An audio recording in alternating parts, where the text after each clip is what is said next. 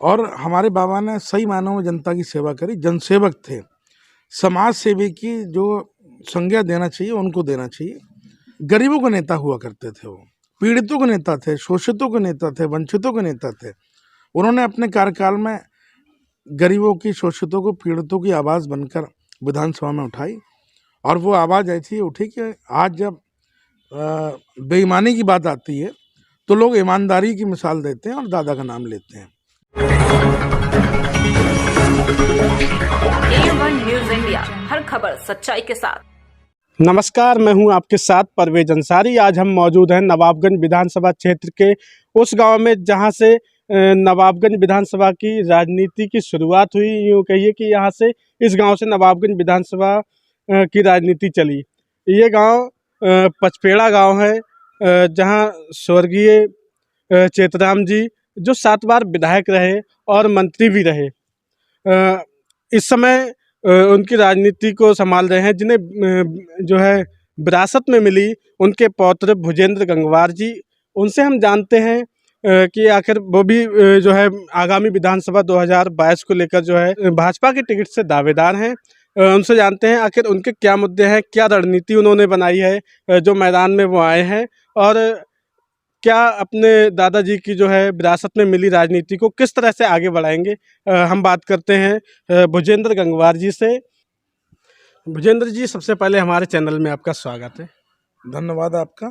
आपके सभी श्रोताओं को मैं अपना सादर प्रणाम कहना चाहता हूँ। भुजेंद्र जी, जानना चाहेंगे, मेरा पहला सवाल है आपसे, आपके एक जो पचपेड़ा आपका गांव है, यहाँ से यूँ कहिए नवाबगंज विधानसभा की एक राजनीति लंबे समय से चली है, और आपके दादाजी से जो आपको राजनीति एक विरासत में मिली है, तो किस तरह से आपने राजनीति में कदम रखा, और वो पहला दिन कौन सा था जो दादाजी से आपने जो सीखा है? देखिए, हमारी पैदाइश जब हुई तो हमारे दादा उत्तर प्रदेश सरकार में मंत्री थे और हमारा बचपना सब उसी में कटा। हमने तो शुरू से लोगों का आना जाना, क्षेत्रवासियों को अपने घर पे देखा। लोग आते थे और रात को रुकते थे हमारे यहाँ, और भोजन भी करते थे, रुकते थे, क्योंकि पहले हमारे समाज के बहुत कम घर थे बरेली में। होटल वगैरह का प्रचलन नहीं था उस टाइम। और हमारे बाबा ने सही मायनों में जनता की सेवा करी, जनसेवक थे। समाज सेवी की जो संज्ञा देना चाहिए उनको देना चाहिए। ऐसे हमारे स्वर्गीय बाबा श्री चेतराम गंगवार जी, जिन्होंने जनता के खातिर अधिकारियों को झगड़े करे। पहले विधायक निधि नहीं हुआ करती थी जी, और विधायक निधि ना होने के बाद भी उन्होंने सड़कों का जाल बिछवाया नवाबगंज में, और 34 ट्यूबवेल लगवाए नवाबगंज के अंदर अपने कार्यकाल में। अब तो विधायक निधि आती है, कोई विकास की कमी नहीं है, लेकिन उनके टाइम में विधायक निधि नहीं होने के बाद भी सड़कों के जाल बिछे। चाहे वो हमारी सेथल से लेके जादवपुर तक सड़क बनी हो, हाफिजगंज तक, चाहे सेड़ा पचपेड़ा के बीच में पुल बना हो, चाहे आपका सिंगैया सेतु बना हो बिजौरिया स्टेशन के करीब, और बहुत सारे काम उन्होंने कराए। और एक पुल आपका हरिपुर मटकली में है, उसमें भी उनका योगदान रहा। और जनता, गरीबों के नेता हुआ करते थे, वो पीड़ितों के नेता थे, शोषितों के नेता थे, वंचितों के नेता थे। उन्होंने अपने कार्यकाल में गरीबों की, शोषितों को, पीड़ितों की आवाज़ बनकर विधानसभा में उठाई। और वो आवाज़ ऐसी उठी कि आज जब बेईमानी की बात आती है तो लोग ईमानदारी की मिसाल देते हैं और दादा का नाम लेते हैं। उसका हमको लाभ मिलता है। बाकी हमने भी 17 वर्षों से समाज में सेवा करी है, जनता से जुड़े रहे और जनता के बीच ही हम रहते हैं। हमने वर्ष 1997 में गवर्नमेंट इंटर कॉलेज बरेली से इंटर पास किया, और वहाँ हम अखिल भारतीय विद्यार्थी परिषद के कॉलेज इकाई के प्रमुख रहे थे। तो वहाँ से हमारी राजनीति का सफ़र शुरू हुआ, छात्र राजनीति का। उसके बाद 2007 में हम कांग्रेस में आए और कांग्रेस का टिकट हमने मांगा, लेकिन वो टिकट काला बच्चा को दिया गया, हमको नहीं मिल पाया। उसके बाद 2009 में हमने अपने छोटे भाई सत्येंद्र प्रताप सिंह गंगवार कपिल को यहाँ वार्ड नंबर 7 में जिला पंचायत सदस्य के रूप में चुनाव लड़वाया। और हमारे नवाबगंज क्षेत्र का एक प्रमुख गांव है अहमदाबाद, वहाँ हमारे वर्तमान की राजनीति के पूरे रोहिलखंड डिवीज़न के बड़े नेता, एक एक गांव से 3-3 विधायक होते थे, तो उन सभी के विधायक पुत्र यहाँ लड़े और उसमें जनता का ऐसा प्रेम और आशीर्वाद हमको मिला कि अपनी एक गाड़ी, जो आप गाड़ी देख रहे हैं इधर खड़ी है, ये हमारी पुरानी गाड़ी है जो इस नवाबगंज में हमारी जनता से मिलने जुलने में ही गाड़ी समाप्त हो गई, और एक गाड़ी हमने इसमें खो दी अपनी, जो आज खटारा हो गई। इन्हीं रोडों पर घूमी है और पूरी 2.5 लाख किलोमीटर इन्हीं रोडों पर चली है जनता के लिए। तो इस एक गाड़ी से घूम के, और जनता ने हमें इन बड़े नेताओं के मुकाबले हमारे भाई को जिला पंचायत सदस्य निर्वाचित कराया। हमारी कोई भूमिका नहीं थी उसमें, जनता का प्रेम और आशीर्वाद जो हमारे परिवार के ऊपर है वही था, इसीलिए हम जीते बगैर पैसे के।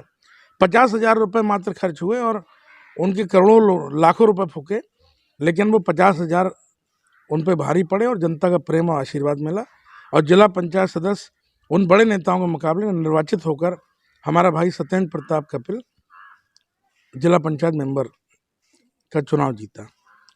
उसके बाद सन 2012 में हम कांग्रेस पार्टी से चुनाव लड़े। कांग्रेस पार्टी से चुनाव लड़ने पर, चूंकि कांग्रेस का बुरा वक्त था, अन्ना हजारे का आंदोलन चल रहा था, महंगाई बहुत बढ़ गई थी और जनता ने सभी को नकारा। हमारे वर्तमान उस टाइम के सांसद थे पहले पुराने, श्री प्रवीण सिंह ऐरन जी, उनकी पत्नी कैंट, बरेली कैंट से चुनाव लड़ी थी, जिनको मात्र 12,000 वोट मिले थे। उस समय के सांसद थे वो, 2009 में जीते थे। तो सांसद श्री प्रवीण सिंह ऐरन की पत्नी को 12,000 वोट मिले और हमको 8,634 वोट प्राप्त हुए, जो कि कम थे लेकिन पर्याप्त थे, क्योंकि सांसद की पत्नी को इतने वोट मिले 12,000। तो हमको तो बहुत कम पैसे में खर्च हुए हमारे, और इतने वोटों से लोगों ने नवाजा।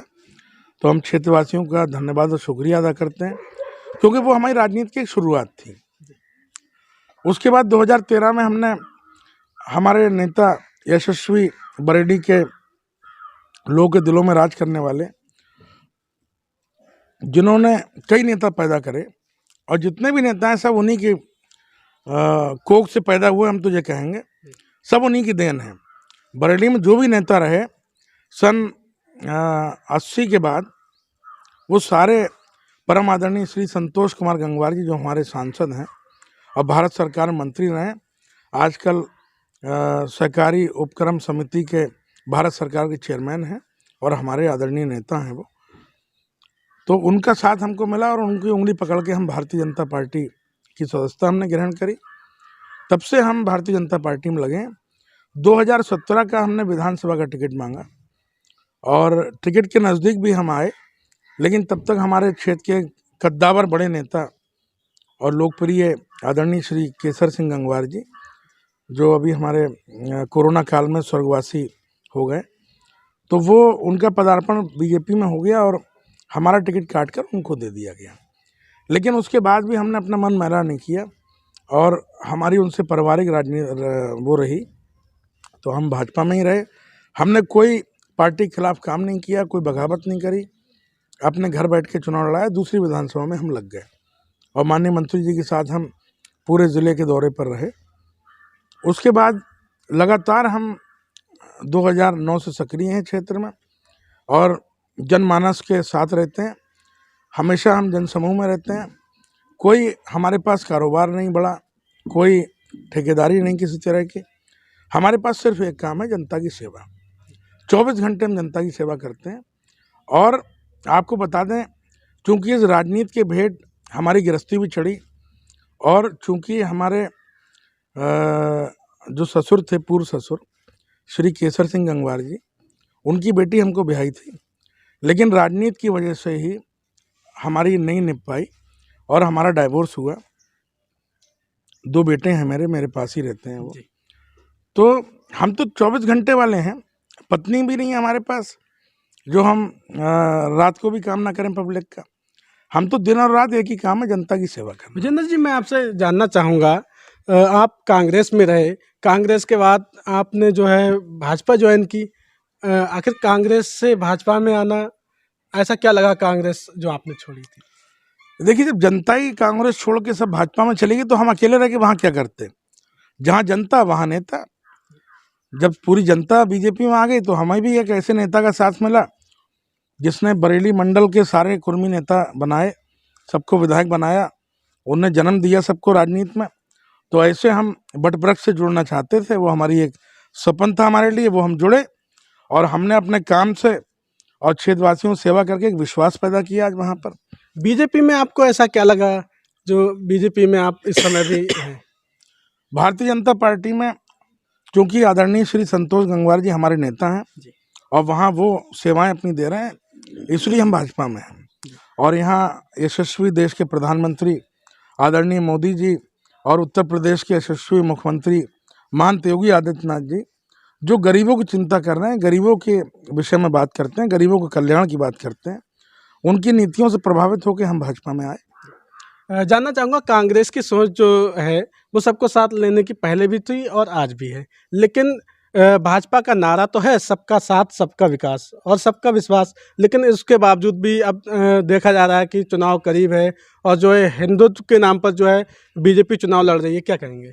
ऐसा कुछ है नहीं, वो तो विपक्ष के लोग प्रचारित करते हैं इन बातों को। विपक्ष का काम है सरकार की नीतियों का आलोचना करना, वो कर रहे हैं। लेकिन भारतीय जनता पार्टी देश की एक ऐसी पार्टी है और विश्व की सबसे बड़ी पार्टी है कि जिसमें सबका साथ और सबका विकास, सबका विश्वास। हमारे यहाँ अगर रामलाल को गैस का कनेक्शन फ्री मिला तो रहीम भाई को भी गैस का कनेक्शन निःशुल्क दिया गया।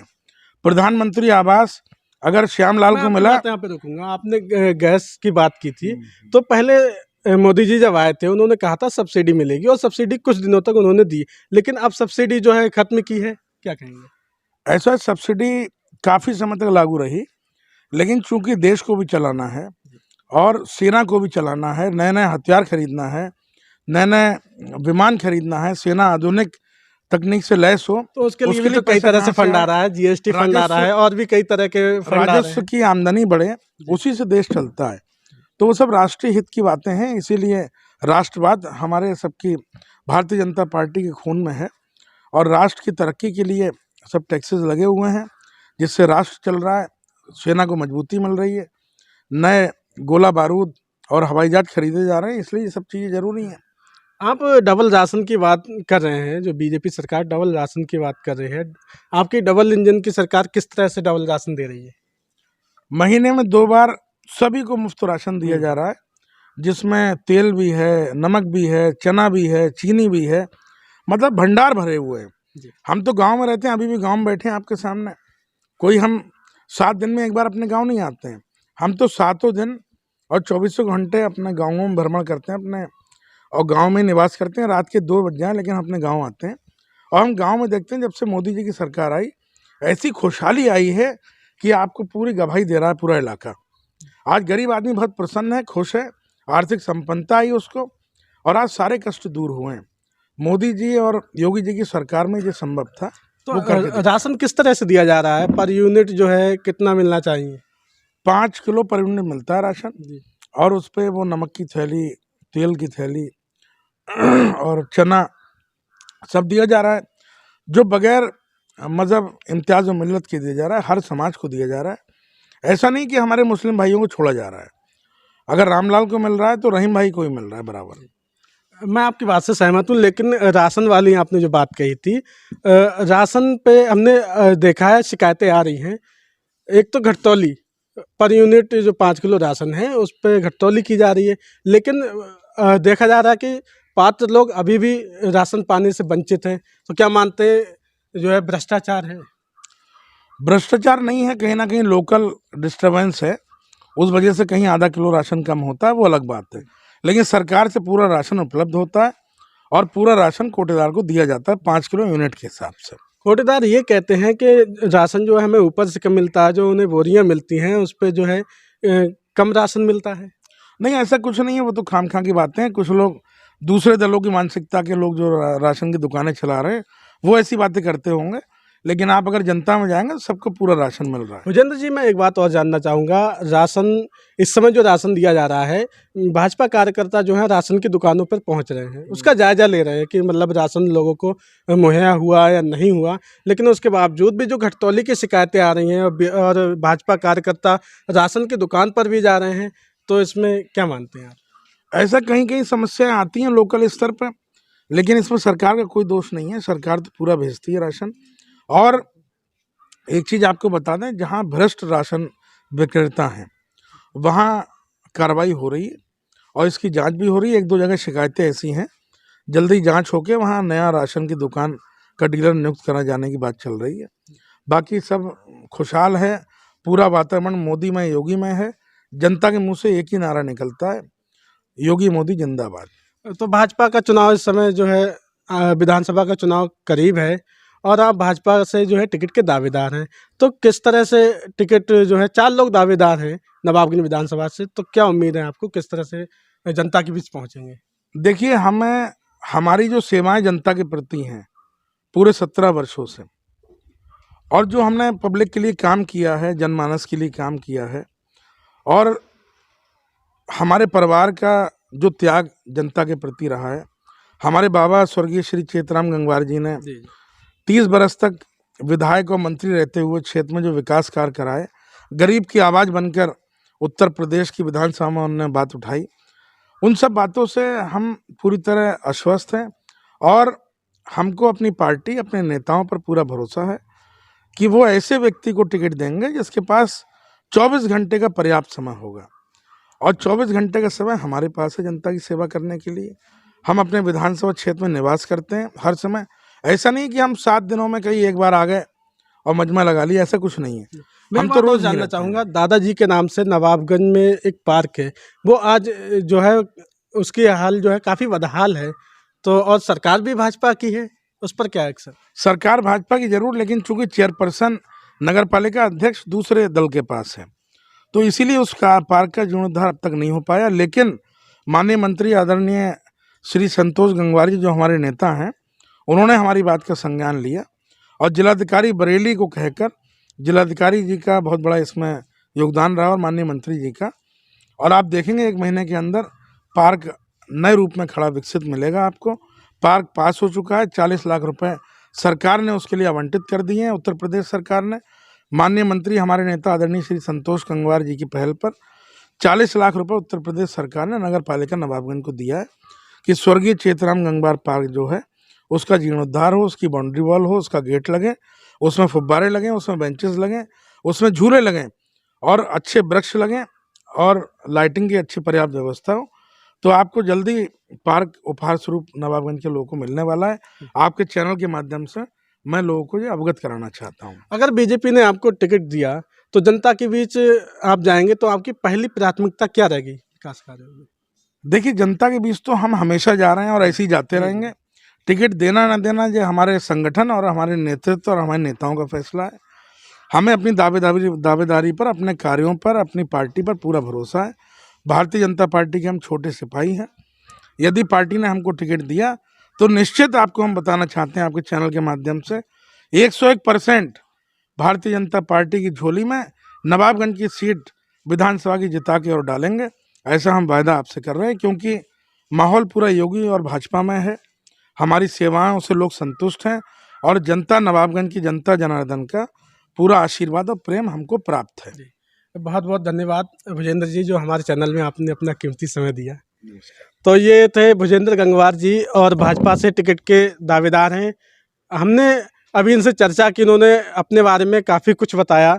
आगे भी हम इनके इंटरव्यू दिखाते रहेंगे और एक नए रूप में इनसे दोबारा मिलते हैं। जब तक देखते रहिए परवेज अंसारी की रिपोर्ट। A1 न्यूज़ इंडिया, हर खबर सच्चाई के साथ।